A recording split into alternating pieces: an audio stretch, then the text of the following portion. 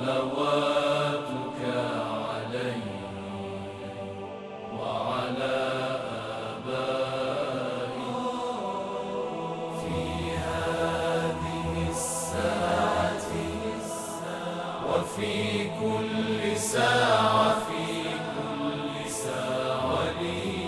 وليا وحافظا وقائدا وناصرا ودليلا وعينا حتى تسكنه أرضك طوعا وتمتعه فيها طويلا برحمتك يا أرحم الراحمين. اعوذ باللہ من الشیطان الرجیم بسم اللہ الرحمن الرحیم نحمدہ ونستعینہ ونصلی علی رسولہ الکریم وأہل بیتہ الاطیبین الانجبین الاطہرین المعصومین المظلومین لا سیما علی بقیت اللہ فی الارضین بہم نتولی ومن اعدائہم نتبرأ الی اللہ. اما بعد فاذا اردتم التوجہ بنا الی اللہ وإلینا فقولوا كما قال اللہ تعالی سلام علی آل یاسین. ہماری گفتگو معرفت امام زمان اجل اللہ تعالی فرجہ شریف کے حوالے سے جاری و ساری ہے. اس 10ویں جلسے میں ہم اپنی بات کو آگے بڑھاتے ہوئے اس حقیقت سے پردہ ہٹانے کی کوشش کریں گے کہ امام زمان علیہ الصلاۃ والسلام کلمہ تامہ الہی ہے. امام زمان علیہ الصلاۃ والسلام مثل اعلیٰ الہی ہیں. امام زمان علیہ الصلاۃ والسلام اسم اعظم الہی. کیا مطلب ہے ان چیزوں کا؟ عرض کیا آپ کی خدمت میں کہ اضطرار کی مختلف قسمیں ہیں. آخری اضطرار وہ ہے اور معراجی اضطرار وہ ہے کہ انسان مضطر الہی ہو جائے، یعنی اس کی نگاہ میں فقط اور فقط خدا ہو جائے اور کچھ بھی نہ رہے. وہی جو دعائے شعبانیہ اور مناجات شعبانیہ میں معصوم کی دعا ہے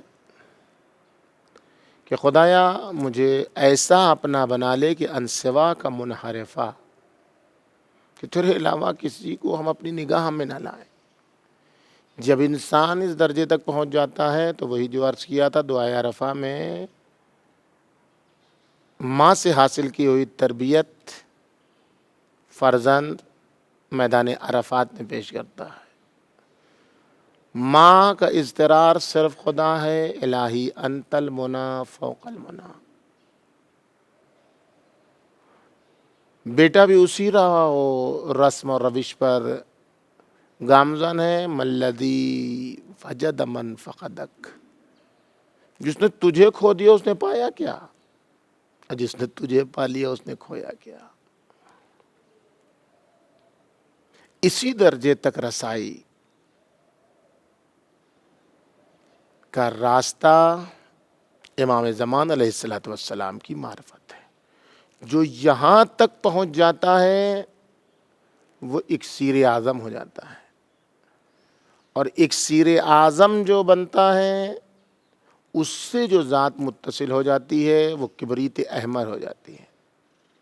اور جو کبریت احمر ہو جاتا ہے اس سے جو چیز متصل ہو جاتی ہے وہ سونا بن جاتی ہے۔ بس 3 مرحلہ ہے۔ پہلا مرحلہ اکسیر اعظم کا ہے، معراجی مرحلہ اکسیر اعظم کا ہے۔ اس اکسیر اعظم سے جو متصل ہو جائے گا وہ کبریت احمر بن جائے گا۔ اب آپ اس کو پارس پتھر کہہ لیں، جو کہہ لیں، ہم کبریت احمر کہہ رہے ہیں۔ کبریت احمر سے جو چیز متصل ہوتی ہے وہ طلائے ناب خالص سونے میں تبدیل ہو جاتی ہے۔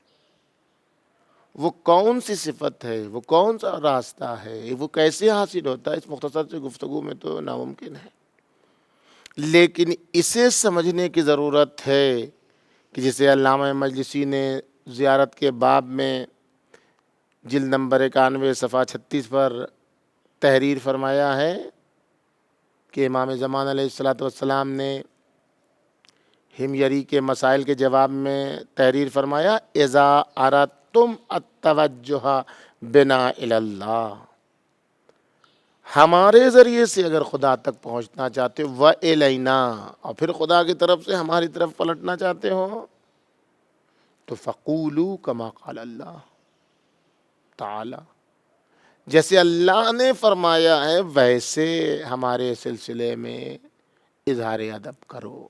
کیا فرمایا ہے خدا نے؟ کہو سلام علی آل یاسین۔ اب سلام علی آل یاسین یہ جملہ ہے جو ساری باتیں اسی میں مضمر ہیں، ختم ہو گئی ساری باتیں، سارا مرحلہ اسی ایک جملے میں۔ وہ جب انسان امر ہو کا تعقل کر کے اولیاء ہو میں شامل ہو جائے گا، ہو کے اولیاء میں، ان کے امر کا تعقل کر کے ان کے اولیاء میں شامل ہو جائے گا، تب اس کو اس جملے کی حقیقت سمجھ میں آئے گی کہ کیوں اس سلام سے آغاز کرو، کیا ہے اس ایک کلمے میں سلام علی آل یاسین، شروع بھی سلام سین سے ہے اور خاتمہ بھی سین پر ہے، سلام علی آل یاسین۔ یہ یاسین میں سین کہاں سے آیا؟ یہ سلام کیا ہے؟ دونوں چیزیں قرآن میں، یوں ہی تو مولانا نہیں فرما دیا کہ جب چاہو تب متوجہ ہونا ہماری طرف، ہمارے ذریعے سے اللہ کی طرف، جب متوجہ ہونا چاہو اللہ سے پھر ہماری طرف، تو کہو سلام علی آل یاسین۔ سب سے پہلے یاسین کو سمجھنا ہوگا۔ یاسین کیا ہے؟ آپ جانتے ہیں ہر چیز کا ایک قلب ہوتا ہے، ہر چیز کا ایک قلب ہوتا ہے۔ چھٹے امام کی حدیث ہے اس سلسلے میں، اِنَّ لِكُلِّ شَيْءٍ قَلْبًا، ہر چیز کے لیے ایک قلب ہے۔ اب قلب کی بھی حقیقت آپ پہچانتے ہیں، جانتے ہیں، سارے وجود کا دار و مدار دل پر ہے، قلب پر ہے۔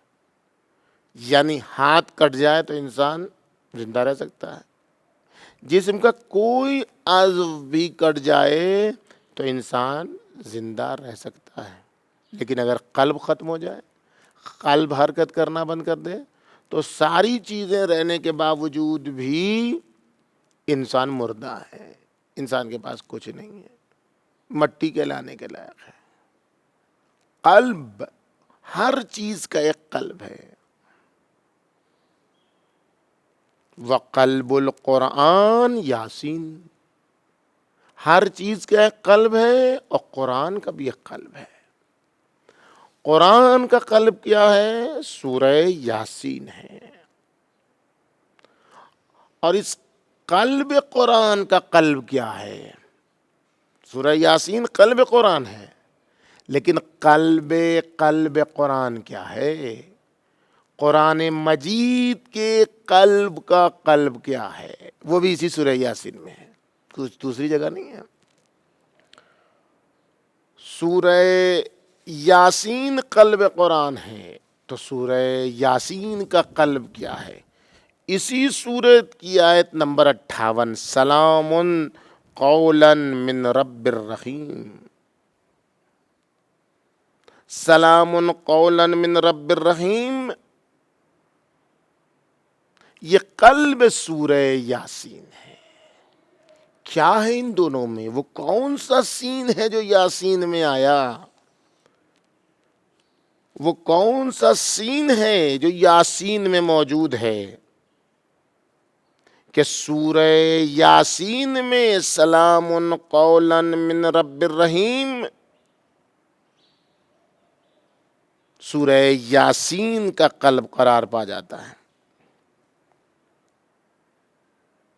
یعنی یاسین میں جو سلام سین ہے وہ اسی سلام قولا من رب الرحیم سے حاصل کیا گیا ہے۔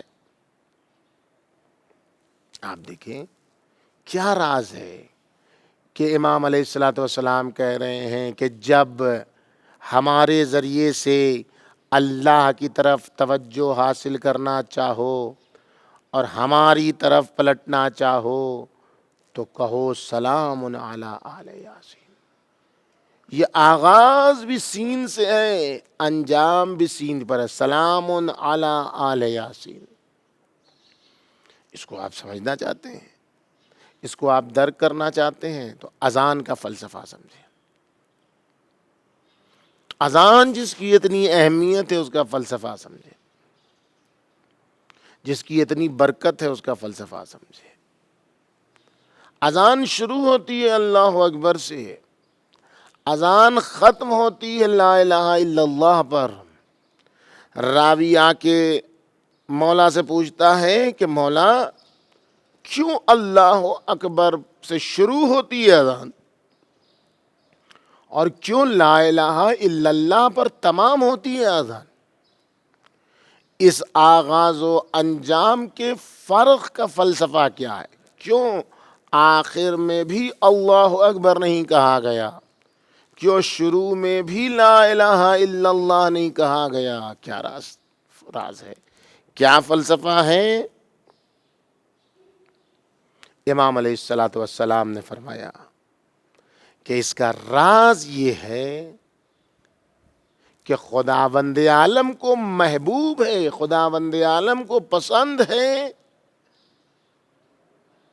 کہ اذان کا آغاز بھی اللہ پر ہو، اللہ اکبر، اذان کا انجام بھی اللہ پر ہو، لا الہ الا اللہ، آغاز بھی اللہ ہو، انجام بھی اللہ ہو۔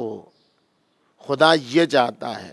آپ روایت دیکھیں، امام علیہ الصلوۃ والسلام سے جب راوی پوچھتا ہے تو امام علیہ الصلوۃ والسلام جواب دیتے ہیں کہ کیا راز ہے، کیا سبب ہے؟ فرماتے ہیں فَإِنْ قَالَ قَائِلٌ فَلِمَا جَعَلَ آخِرَهَا التَّحْلِيلَ۔ اگر کوئی یہ پوچھے کہ کیوں آخر اذان میں تحلیل یعنی لا الہ الا اللہ کو قرار دیا گیا ہے، وَلَمْ يَجْعَلْ آخِرَهَا التَّكْبِيرَ كَمَا جَعَلَ فِي أَوَّلِهَا التَّكْبِيرَ، جس طریقے سے آغاز میں تکبیر ہے اسی طریقے سے انجام میں بھی تکبیر کیوں نہیں ہے؟ لا الہ الا اللہ کیوں ہے؟ اللہ اکبر کیوں نہیں ہے؟ قیل لأن التحلیل اسم اللہ فی آخرہ۔ جب کوئی سوال یہ کرے تو اس کو جواب یہ دو کہ چونکہ لا الہ الا اللہ وہ حقیقت ہے جس میں اللہ آخر میں ہے، لأن التحلیل اسم اللہ فی آخرہ، فأحب اللہ تعالی ان یختم الکلام باسمہ کما فتحہ باسمہ۔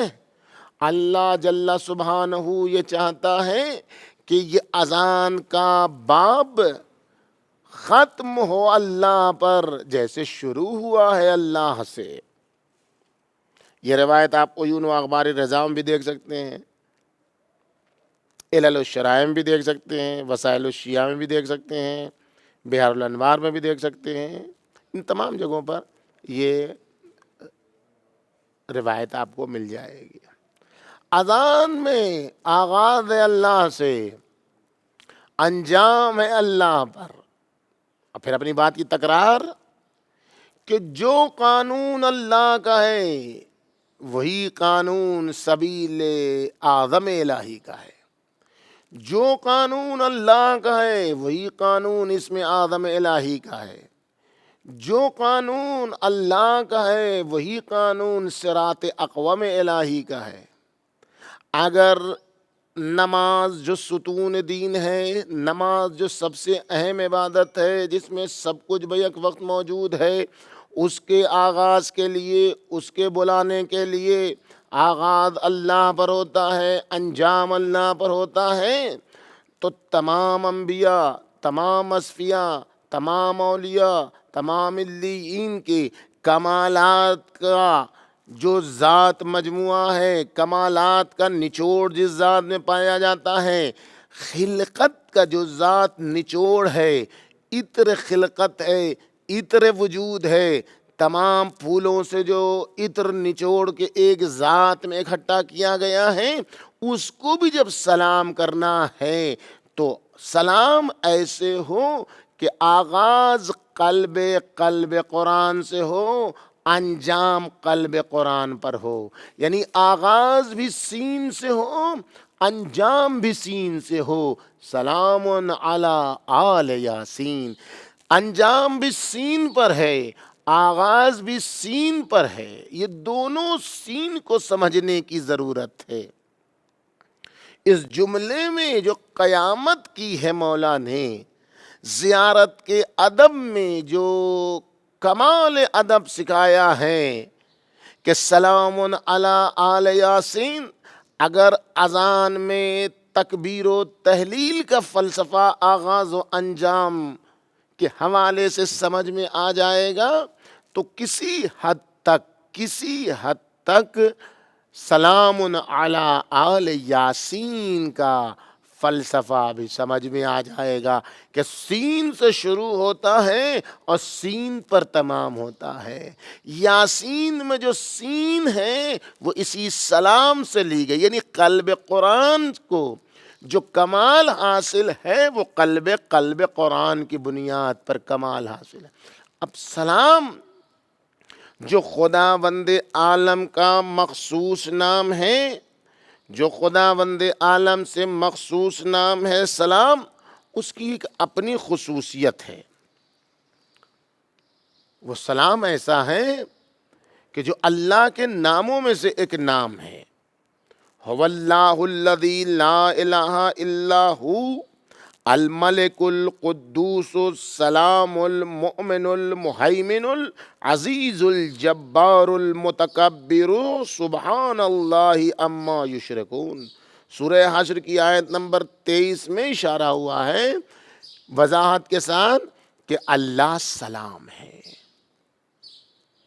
پس یہ ذات باری جو اس سے سلامتی مخصوص ہے. اب اس کے اپنے قوانین ہیں کہ جو سلام کا ورد کرے گا وہ کیسی آفت و بلا سے محفوظ رہے گا. اب اس وادی میں جانے کا ذکر سلام کی خصوصیت کیا ہے. فی الحال اس سین کو سمجھنے کی ضرورت ہے کہ سین کیا ہے. سین اس حقیقت کا نام ہے. تمام حروف ابجدی میں واحد سین ہے کہ جس کی اپنی ایک خاص خصوصیت ہے. وہ کیا خصوصیت ہے؟ تمام حروف ابجد میں آپ آئیں گے تو فقط یہ خصوصیت سین میں پائی جاتی ہے، دیگر کسی بھی حروف میں یہ خصوصیت نہیں پائی جاتی ہے. وہ خصوصیت کیا ہے انشاءاللہ آئندہ بیان کی جائے گی. فی الحال کے لیے خدا حافظ، والسلام علیکم ورحمۃ اللہ وبرکاتہ.